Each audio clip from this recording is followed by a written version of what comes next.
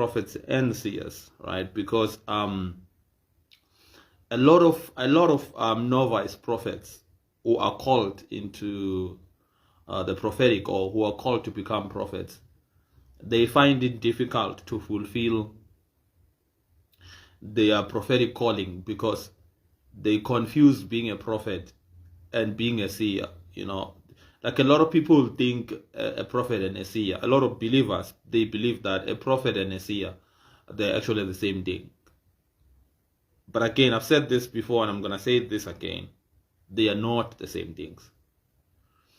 And why is this important? Stephanie, God bless you. Welcome to the session. God bless you.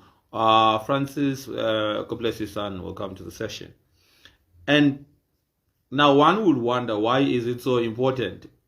Why do I keep on insisting on making the distinction between a prophet and a seer? And the answer would be, if you are called to become a prophet, and you in your mind there is no difference between a prophet and a seer, you would actually find it difficult, if not impossible, for you to fulfill your calling as a prophet. Because one day you actually gonna one day you actually gonna think that you are actually not really called as a prophet, because you probably be expecting to function as a seer, because as far as you are concerned, there is no difference between the two. You will expect that you will flow as a seer. And if you're not flowing as a seer, although you are really called as a prophet, but because you don't see the difference between the two, a prophet and a seer, then you would think, maybe I'm not anointed, maybe I'm not gifted. So it's very important to make the distinction, so that if you are called as a prophet, you are able to fulfill, you understand exactly what that means and what it looks like, so that you can be able to fulfill the calling, right? And this should not come as a surprise. There are prophets, my friends, who will never see visions. There are prophets who will never see visions. There are prophets who never move in the realm of visions. Right? There are prophets who never predict future events. You understand? There are prophets who are not given insight into the future. Do you understand what I'm talking about? So, I know a lot of confusion comes from the book of Samuel, right? Because a lot of people, when I tell them, Lusanda, God bless you, son. It's been a while. It's good to see you here. The mother city is in the house. Blessings, son. A lot of people, when I tell them there's actually a difference between these two, they always point me back to 1 Samuel chapter 9, verse 9. Let me read that for you. Formerly in Israel, if someone went to inquire of God, they would say, come, let us go to the seer, right? Because the prophet of today used to be called a seer.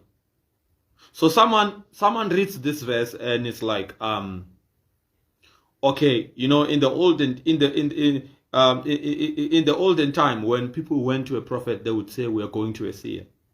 This is how they interpret this thing. And here's the thing: people who lived in biblical times, they had a lot of assumptions about the prophetic. Like people who are living in our times, they have assumptions about the prophetic. Like for an example, when you are a prophet and you are accurate in the prophetic, people around you and people who follow your ministry, people who love your ministry, they think you actually see everything that is going on. Right? And that is not true. Right? This is why, for an example, people, if you're a prophet and you are good maybe in moving in words of knowledge, for an example, people will start to become uncomfortable around you. People become scared of you. Because, people have pet sins and skeletons and stuff. So when people come around you, they now kind of think, okay, what if he sees this? What if he sees this? Okay, what if he sees that? Because the assumption is that if someone's a prophet, then, 24 hours, they're just seeing whatever things are happening. This is why, for an example, when When the building fell in Nigeria, in the church of the late prophet TB Joshua, a lot of people were like, okay, this man has been seeing world events, things that are to come. Couldn't this guy also have seen this thing happening before it happened to him? This is why a lot of people then would accuse him and say, maybe he sacrificed those people. After all, the man used to see this and see that and see this. How come he didn't see that? Because it's an assumption, right? So here's the thing. The fact that First Samuel chapter 9 verse 9 is saying, when in the olden times when people were going to the prophet, they would say, let's go to the seer, right? Because the one we call prophet today used to be called a seer. That doesn't necessarily mean a prophet and a seer, they are the same things. It's not. And I'm going to show you. Let me show you something. In the book of 1 Chronicles 29:29. I want you to check this out, right? I'm going to read it for you. 1 Chronicles 29:29, right? Chapter 29, verse 29. As for the events of King David's reign, from beginning to end, they are written in the records of Samuel the seer. Do you see that? Number one, they are written in the records of Samuel the seer. Right? So the Bible specifically says Samuel the seer. And then it says the records of Nathan the prophet. See? Then it's talking about Nathan and then it's saying Nathan a prophet. Now, if a seer and a prophet is the same thing, right? Why does the Bible have to use these two words if they are used like if they are used to mean the same thing? They are used interchangeably. Why would the Bible then, just listen to this, just listen to how this is written.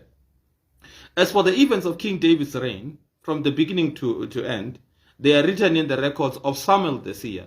The records of Samuel the seer. So the Bible is specific, it's clear to you, it's telling you that Samuel was not just a prophet, but Samuel was a seer. And then it comes to Nathan, and then it says the records of Nathan the prophet. So there are prophets who are like Samuel. They are not just prophets, but they're prophets and seers at the same time. But they are also prophets like Nathan. They are prophets, but they are not seers. I don't know if anyone's listening to what I'm saying. So imagine if now you are called. Okay, let me finish the rest of the verse, and then it says the records of God, the seer.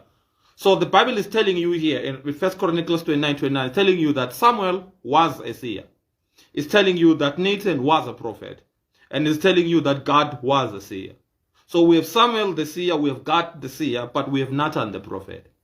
And my point is, you might be called as a Nathan and not as a God or not as a Samuel.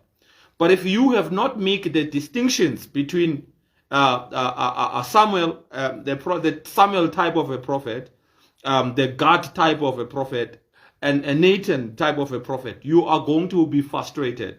For an example, you might be a Nathan, and as a Nathan, you are a prophet, right? You might be more of an inspired hearer, an inspired speaker, an inspired teacher, an inspired preacher. You are a Nathan. And that's how God flows through you as a prophet. And that doesn't make you less of a prophet.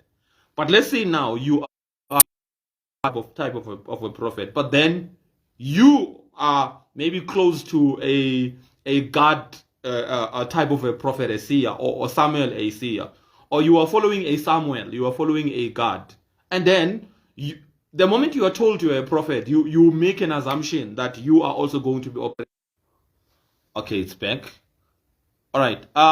My network is not stable, right? It's gonna keep on going out and back. So if it happens that it freezes, something like that, I will wait for it to come back so that we can finish the session, right?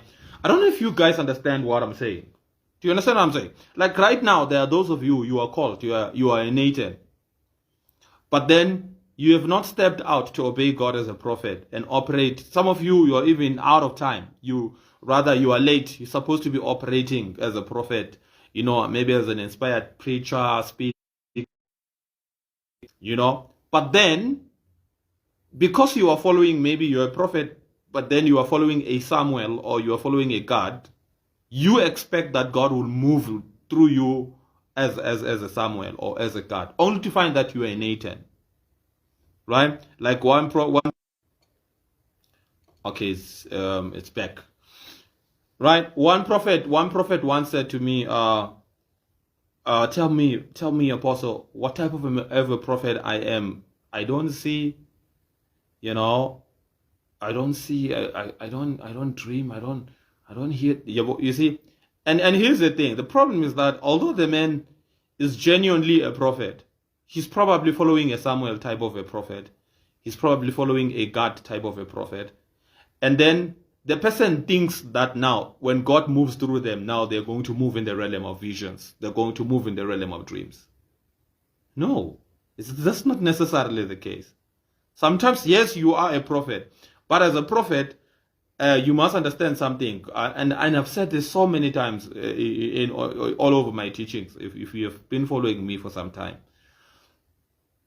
You know, network is freezing. Yes, my network is not really stable, so it's going to keep on doing that. So I want us to be patient with it, or else we are not going to be able to do this session, right? Okay. This is so important, right? In fact, let's read the verse again. It's First Chronicles 29:29, right? It says, "As for the events of King David's reign, from the beginning to end, they are written in the records of Samuel the seer." So the scripture is telling us that Samuel was not only a prophet, but Samuel was also a seer. Okay, let's define what a prophet is. A prophet is simply an official spokesperson of the deity. Let's put it that way. If we say you are a prophet, you are a mouthpiece, you are a spokesperson of God. That's what being a prophet means. Right? That does not automatically mean you're going to be a dreamer, you're going to move in visions and stuff. Because as much as you are a prophet, you might not be a seer. And why am I saying all this? Why am I saying all this? Why is this important? This is important because a lot of you are not obeying God. Because you think, yes, you're called as a prophet, but then you think you're called to be a seer. So because now you're not operating as a seer, you think maybe you are still waiting for your time. And maybe it's not my time. God is still preparing me. Some of you, God is done preparing you. You're supposed to be doing God's work. But because you think you are a seer, or you think a prophet and a seer, they're the same things. So you keep on waiting and waiting and waiting while you are actually supposed to be operating.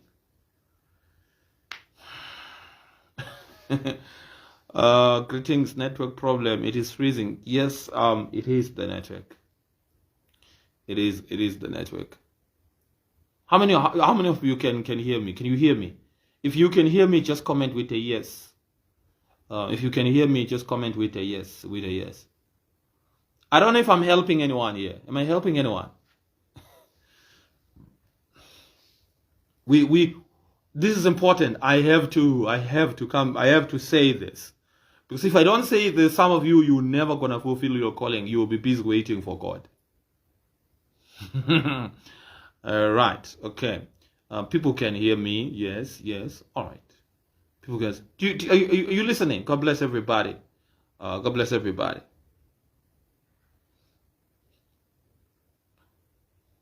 Okay. So this is important, my friends. This is so important, right? I love the way you explain the prophetic with so much simplicity. God bless you. So you understand, friends? It's breaking. So okay.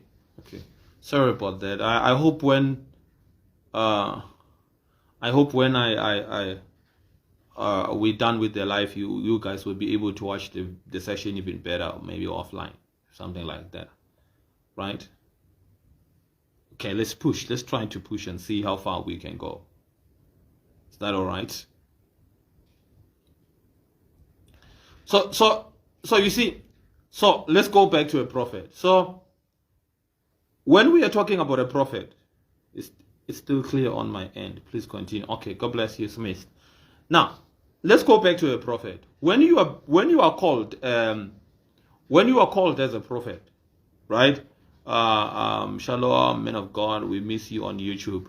I'm gonna be back, Prophet. I'm gonna be back very soon. I'm gonna be back on YouTube. Let's say God was calling you as a prophet. You are God's spokesperson, and as a prophet, other than maybe operating in the gift of prophecy, you might be a teacher, right? And your teachings are not just dry, boring teachings, but they're prophetic teachings.